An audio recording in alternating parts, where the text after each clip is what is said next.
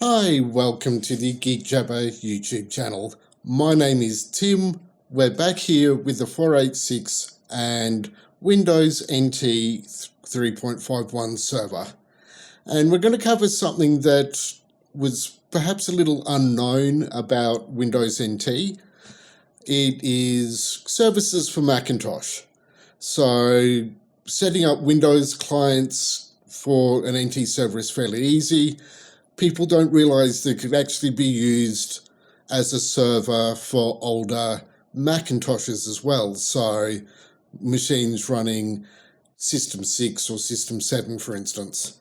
Now, I'm not going to be able to show you a client connecting to it because I don't have a Macintosh that has Ethernet, but we're going to do a quick run through of setting up the actual server side of it. And it's all done in Control Panel. So we'll go in and to the network component and add software. And once it decides to wake up and do fancy stuff, you'll notice we have down here services for Macintosh. So it's just a simple case of selecting that and telling it to continue. And of course, we point it to the CD-ROM drive, Windows NT server, that has all the files that need to be copied over. And please wait, we are waiting because of course we are, this is Microsoft Windows. So, give it a moment to actually set it all up. Luckily, I've got a fairly quick CD-ROM drive, so that will kind of help here.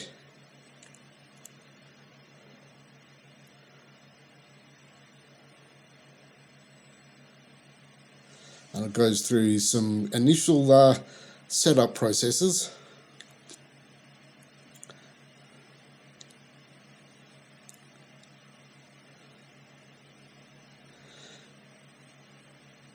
And more file copying.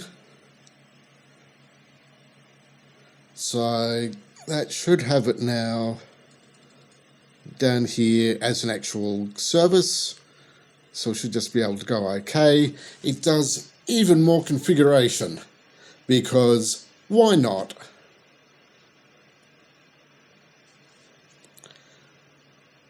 And this is where it sets up TCP/IP and also sets it up to use the Apple Talk protocols, which the Macintoshes will be using. So here we go, starting Apple Talk protocols. So this is what it will use to actually talk to Macintosh clients. And we now do some more configuration.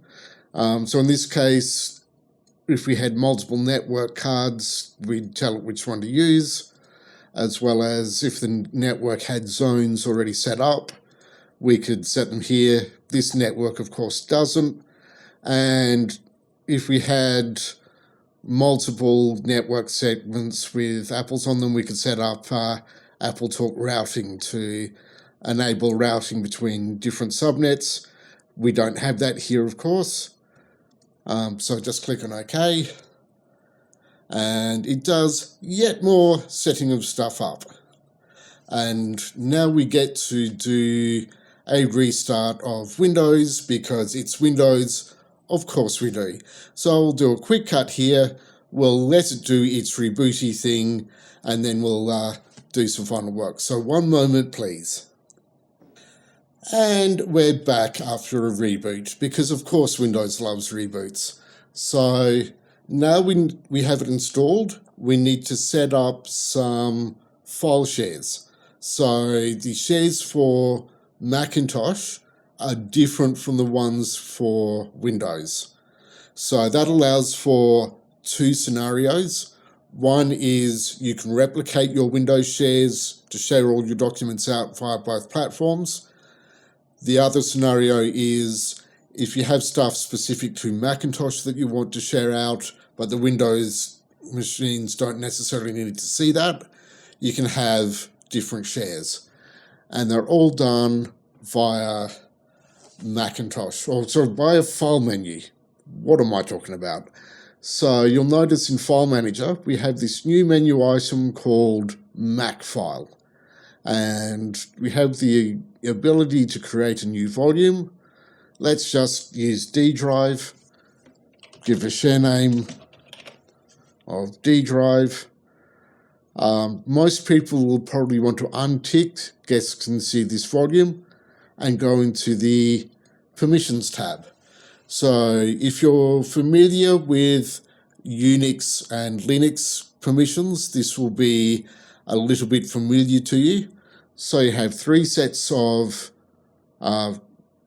permissions. So one is the owner permission, so the person that actually owns those particular files and what permissions they have. So next one is primary group, so what permissions that group has, and everyone is everyone who's not a member of that group.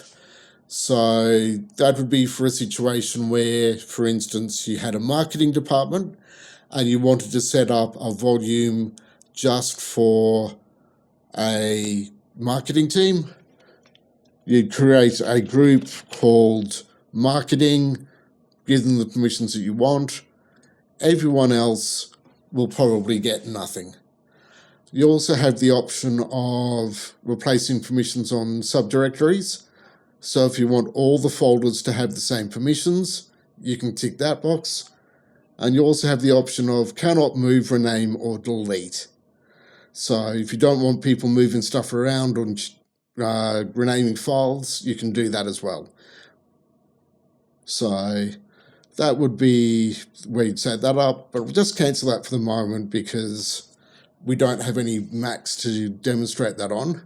As one final thing though, you'll notice in Control Panel, we'll now have this Mac file item.